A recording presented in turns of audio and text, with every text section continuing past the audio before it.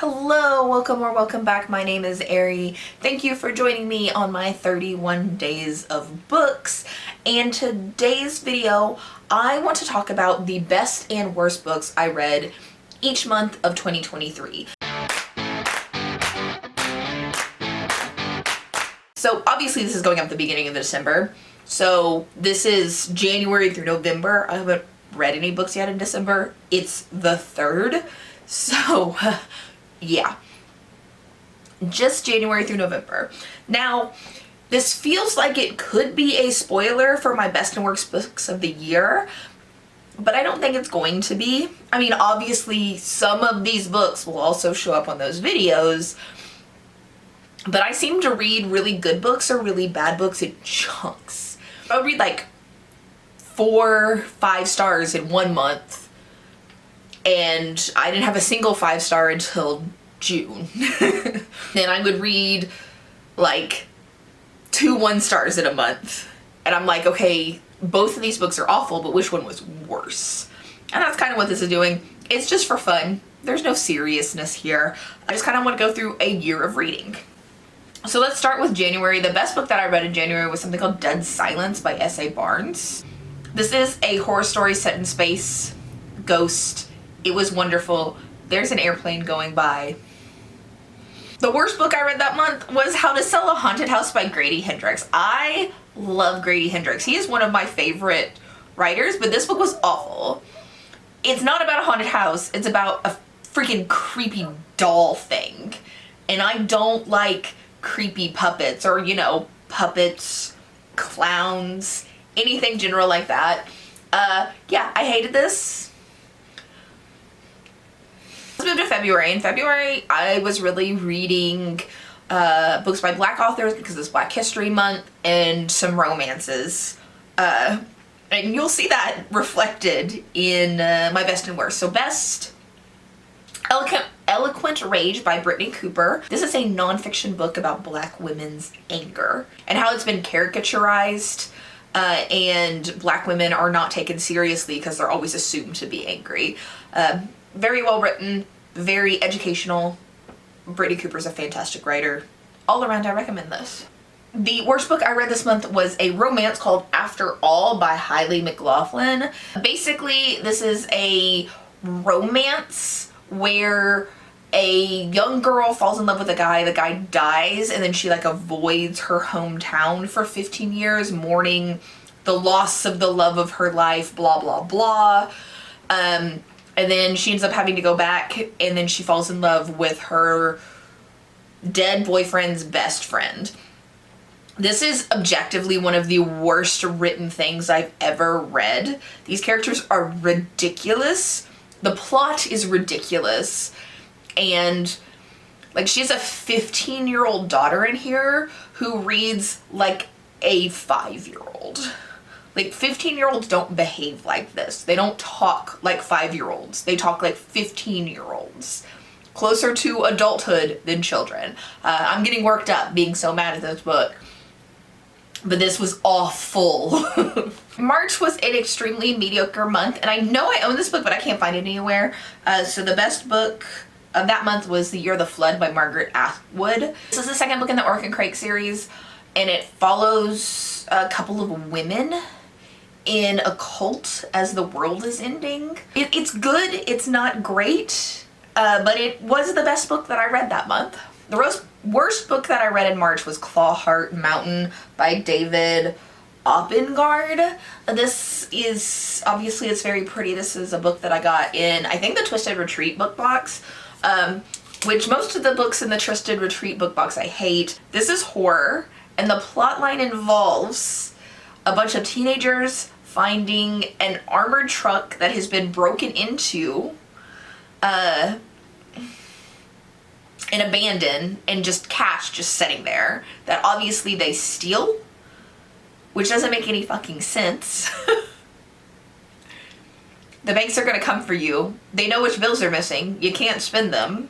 But teenagers, I guess, are stupid. And a Yeti. Or Bigfoot. Yeah. So, stealing money from an armored truck and Bigfoot.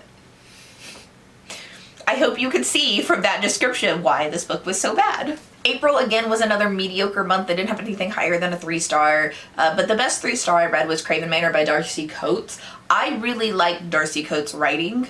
She does ghost stories, and this was a fairly decent ghost story. It's not my favorite book by her, but it wasn't bad by any stretch of the imagination. The worst book I read this month was Harrow by Joy Williams. This wasn't like necessarily like super awful, but it was like, it didn't make any sense. Like, it's just nonsensical. So I like weird books, but I want my weird books to be weird for a purpose. This was just weird for the sake of being weird. May, the best book I read was Witch King by Martha Wells. This was an arc that I had, and this was very good. This is fantasy by Martha Wells. She's written fantasy before. She's been a writer for years and years and years, but this is the first fantasy she's published since her Murderbot Diaries series, which is sci-fi, blew up. So I recommend this. It made it on the Goodreads Choice Awards this year. It's good. It's a very unique fantasy, not like anything I'd ever read before, about a sorcerer who, or a witch king as he calls himself, who got tricked and trapped in a tomb, ends up breaking free at the very beginning of the book, and then he and one of his companions, who are both immortal, kind of go through and try to figure out like who trapped them, what happened to them, and what happened to the rest of their friends who weren't with them when they got trapped. The worst book I read in May was Chain of Thorns. This is the final book in the Last Hours trilogy, which is a Shadowhunter novel. I hated the ending to this. I was so mad. I really liked the first book in the series. I was like angry mad at the second book in this series, and then this one just, I hated. Everything was bad. Screw all of this. I'm done. In June, I finally got my first 5-star, though in hindsight, Dead Silence in January probably was a 5-star, but like on the low end of 5-star, but whatever. My first official 5-star of the year was Sea of Tranquility by Emily St. John Mandel. This is a very interesting sci-fi. It's a little bit whimsical, a little bit weird, but in a good way, unlike some books previously mentioned. And this kind of follows time travel almost, and like weird events that are happening throughout the century, and the main character is kind of researching them, trying to figure out like why these things are happening and what's going on. The worst book I read in June was Poster Girl by Veronica Roth, and this read like white supremacist propaganda. I don't think that was what it was supposed to do, but that's really how this read, and it made me super uncomfortable, and the story wasn't good to begin with, and then that extra little maybe not all white supremacists are bad kind of push this had in here was so gross.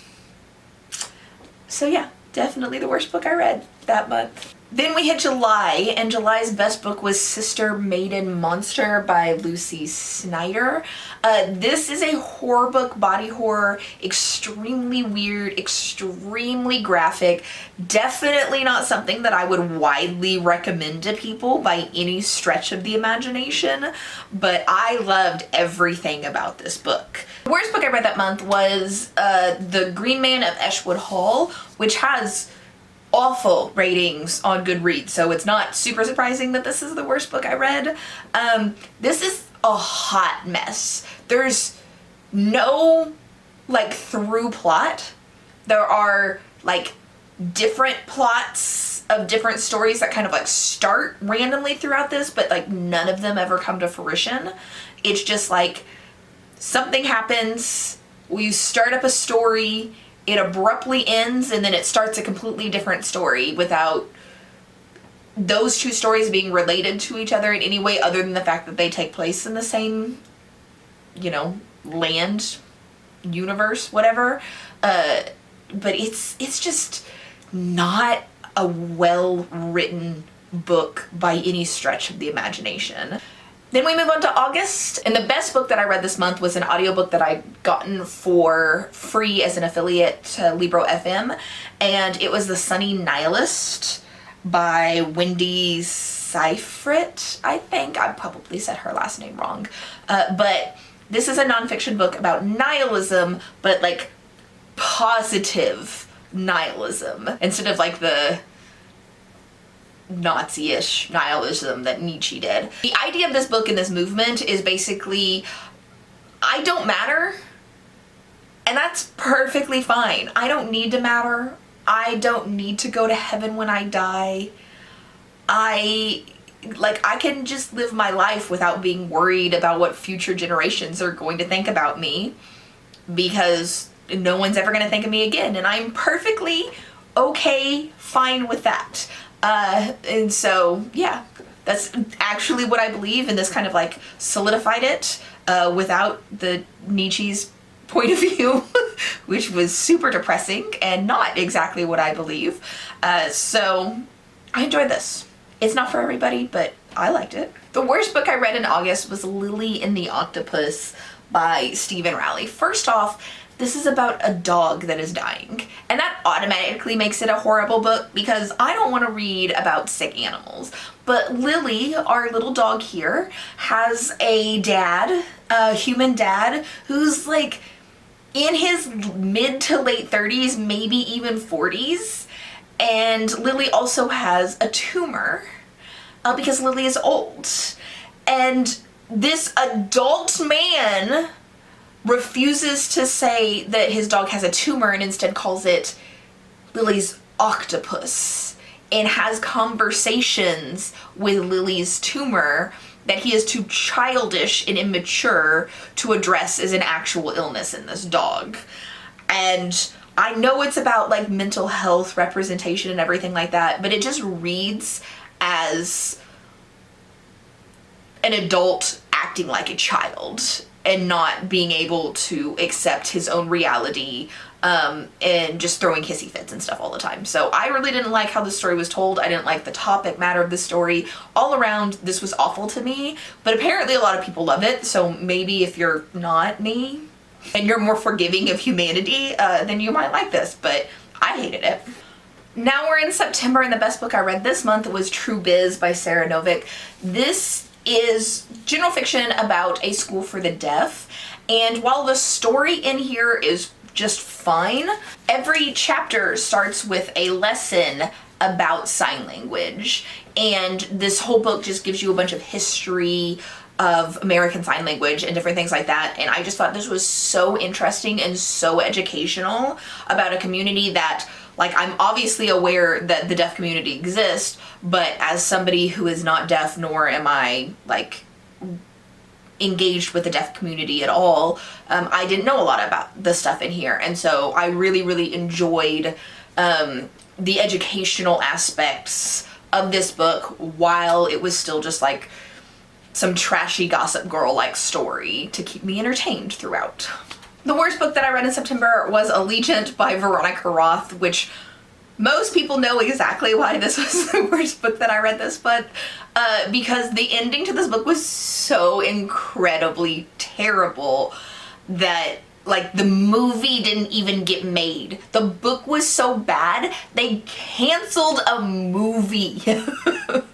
I also just noticed that this is the second Veronica Roth book on this worst list. Oops. I thought I liked Veronica Roth, but apparently not. Apparently all her books suck. In October, the best book I read was Tress of the Emerald Sea by Brandon Sanderson. This is a Princess Bride retelling where the young woman goes and rescues her prince instead of the prince rescuing, or instead of a young man rescuing a princess. It also takes place on a deadly fantasy world, and there's some high stakes in here, but in the end this is just a cozy fantasy, really big on like found family and stuff like that.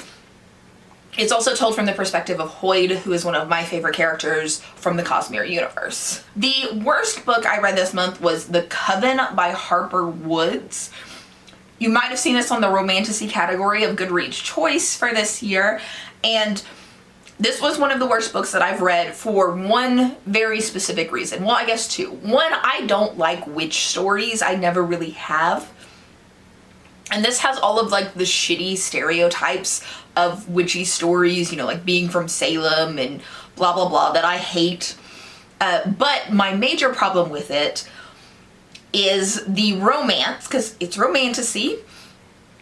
The romance is between a witch who is a student and a vampire who is the headmaster of the school.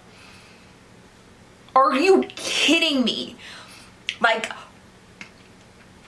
the power imbalance and everything like that is so icky and bleh, that I hated it. I hated it. And finally, we're on our last month, November. The best book I read in November was Bookshops and Bone Dust by Travis Baldree. This is the prequel to Legends and Lattes, and it follows Viv from Legend and Lattes, a main character, when she was a young orc, up-and-coming adventurer. She gets injured and she has to spend a season in this little seaside town recovering, and she is not exactly a lay down and rest type of girl. So she goes around this town making friends, helping save a library, or a bookshop. It's not a library, it's a bookshop. You know, cute, cozy, cuddly D&D things. The worst book that I read in November was Victory City by Salman Rushdie. I don't actually know how to say his last name. This should have been a good book, but I'm going to tell you exactly why I didn't like it.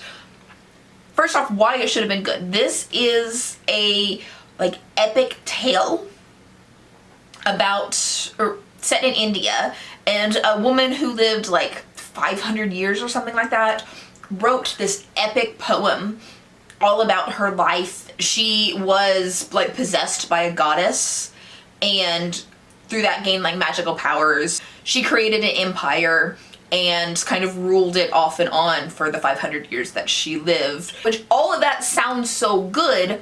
The problem is, instead of reading that epic poem, this is told from the perspective of a Western, or at least Western trained scholar who finds this poem years, like centuries later, and then is telling the story of this epic poem like a research paper. So this is written like nonfiction. It is one of the most boring things I have ever read in my life, and it should be entertaining and interesting. Instead, it's taking this wonderful Indian folklore and making it super Western and dry. And I don't know if like the scholar himself is Western or if he's just Western trained, but it's so boring. But yeah, those were the best and worst books I read each month in 2023. Tell me what month you read your best book and what month you read your worst book down in the comments below. And later in this month, I will have like an actual top 10 best books and top 10 worst books, or I guess bottom 10 worst books. There will be an actual list in order. Some of these books will be featured, some of them will not, but I will see you tomorrow for another video. Bye!